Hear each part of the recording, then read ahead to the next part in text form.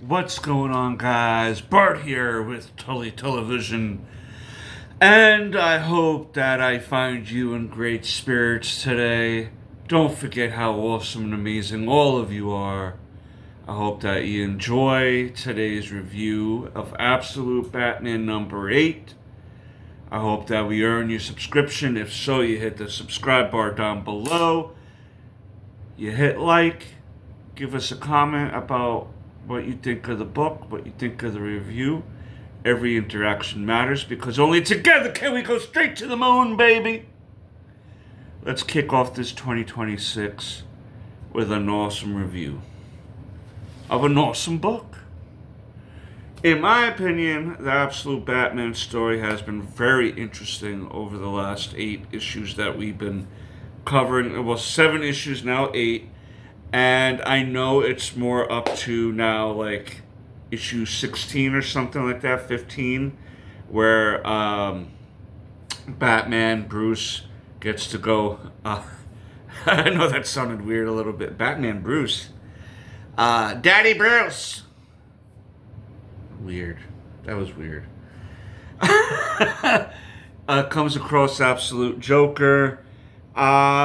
We also eventually are going to get into the Absolute Batman Annual number 1.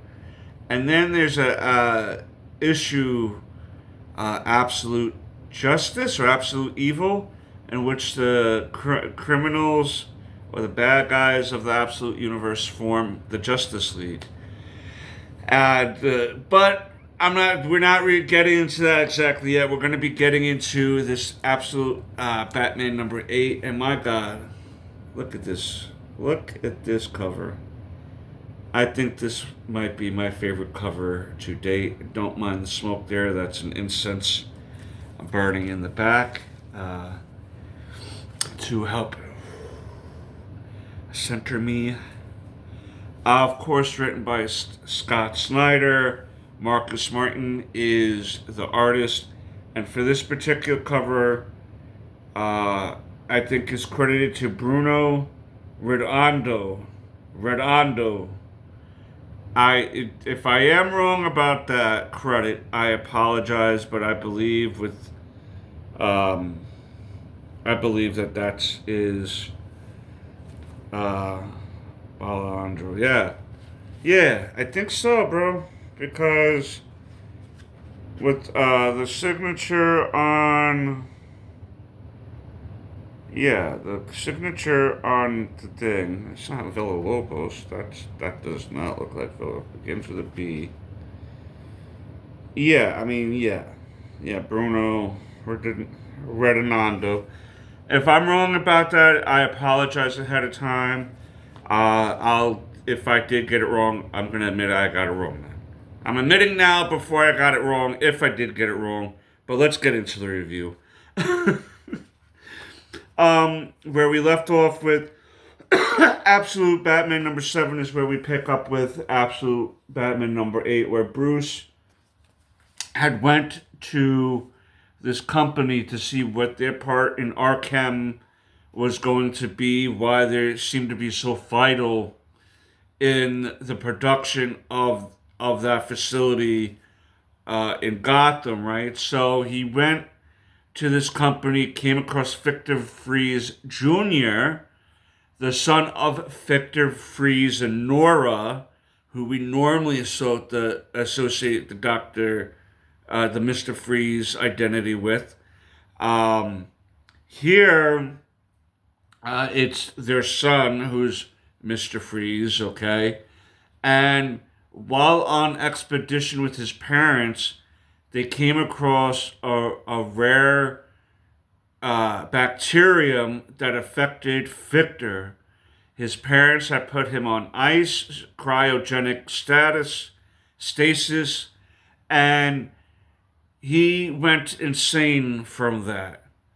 And then when he was able to be thawed out, so to speak, he put his parents on ice, created this company, or the company was probably created beforehand, and now we'll find out during the issue rich people will come to him, right? And basically ask to be put on cryo. Oh my goodness. The cryostasis, okay? Because they're of them being rich and everything, they think that whatever is ailing them in the future, when they're thought out, that the cure to what's ailing them will be available to them. But with how Victor is, Victor Jr., VJ, if you will, he doesn't seem the type that will follow through on that. Bruce is trying to fight along, but we see he's getting all set up for the process to be put on ice. Victor isn't realizing that this is Batman, though, that this is Bruce Wayne / Batman, and then begins the process on him.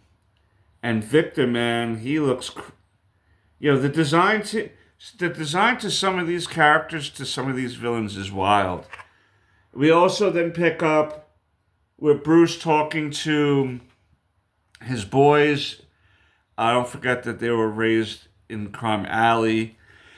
And Wayland and them are still busting Batman's chops, Bruce's chops, because, they feel like they're being used by Bruce.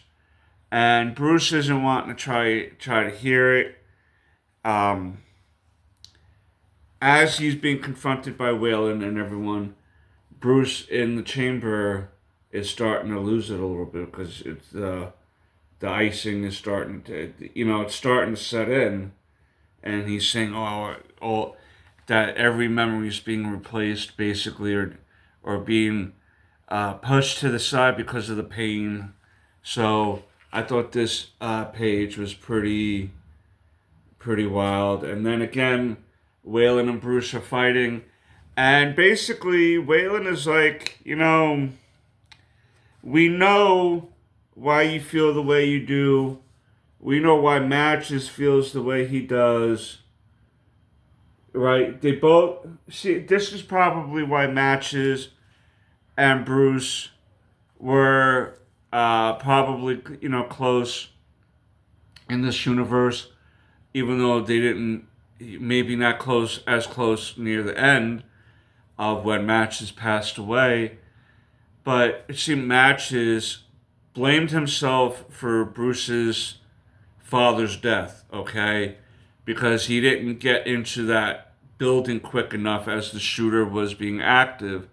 And as Mr. Wayne tried to save Matches is when he got Minecrafted, so to speak, by the active shooter. Bruce feels immense guilt for his father's death because his prize was the one that won the science fair, right? The fair of inventions, so to speak. And being that Bruce's prize was picked as the grand prize winner, the grand prize for that class was a trip to the zoo. Mostly like how you would expect a prize to be, whether it be a pizza party, a day of no homework, but this was like a really super duper prize because I would get excited going to the zoo now, you know what I mean? And I'm 49, so forget about being 9 or 10 years old where you made an amazing invention, you were acknowledged by like the community, and you won a zoo trip for the class. The class must be like, oh my god, like, we're going to the zoo, oh my god, right? Like, I could only imagine how hype and lit it was back, like when the class found out. And then it was ruined in such a horrible and tragic way that, you can't really blame yourself for something like that. Of course, I, being Irish Catholic, or at least raised Irish Catholic, I know all too well about carrying guilt with you way longer than you need to carry it, okay? And Bruce is always going to feel like it was his fault why his father's gone. You know, this is the whole why he became Batman in the first place in this universe, was to avoid some other kid or other families from going through this pain because of a criminal. Hey, listen, if Pops dies in a car crash or freak accident, the pain is still going to be there, obviously, from losing a loved one, but there's not, at least with that, there's nothing, you can't really do anything over a freak accident. This was like a crime where you can blame the criminal for taking this man away from his family and his class and everything, and giving dozens of kids traumatic issues, man. So, you know, but that's kind of where we're at with the boys kind of telling Bruce, you know, like to chill out and stuff. And Waylon asking him, "Do you want to die? Is it that you want to die? You want to, you know, is that what this whole Batman thing is?" Because he's being told by Waylon, like, your father wouldn't want that, man. Your father was a hero because of how he lived, not the way he died. The way he died was a tragedy. But the reason why he's remembered so fondly and why it's such a tragedy is because of what he committed to his community, right? What he meant to his class, what he meant to by the parents of those kids, you know, where like, oh wow, someone actually gives a crap about my kid and his education or her education, right? But Batman breaks free. Bruce breaks free of his confinement because he still had a cast on. He was able to like finagle his way out, and he's still going through the effects of this icing, so to speak, this icing process. So inside, he's saying like he's because you get Pennyworth still in his ear, right, to kind of guide him through this mission because Pennyworth isn't around in issue 7 and in this issue. We find out that the plan is, at the moment, is that, and I don't know how they didn't really get into the technology of this or really how this was possible. If you come across this video and you're somewhat of a science aficionado, you know, and you think you have a plausible theory to how this can be done, let me know, because I'm probably missing how this can be done. But Victor Fries, with whoever he's talking to over the radio here, is saying that the plan is working. The plan is there's stuff in the snow that when the snow hits a person's skin, it can reveal and store their genetic material or like their profile, right? And they're trying to get sequencing on everyone in Gotham, and ultimately maybe that plan will come out to explain why they're looking for that.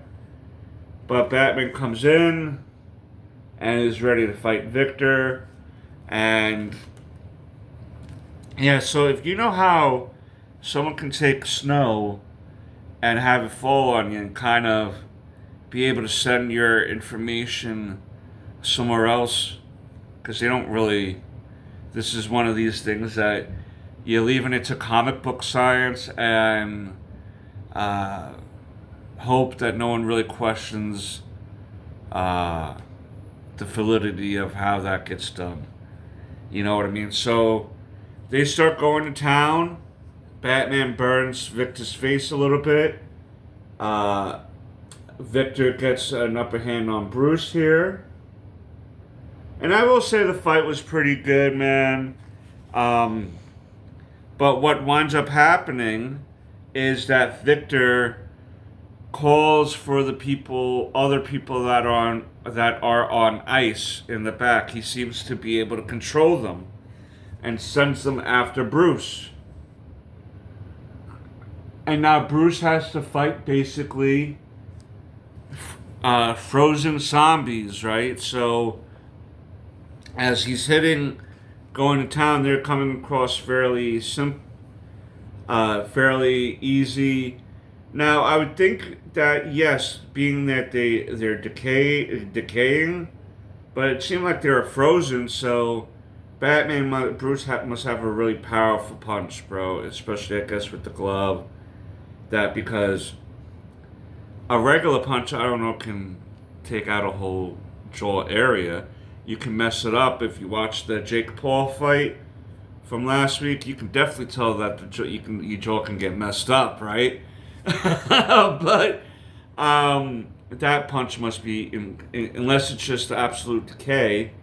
No pun intended on that.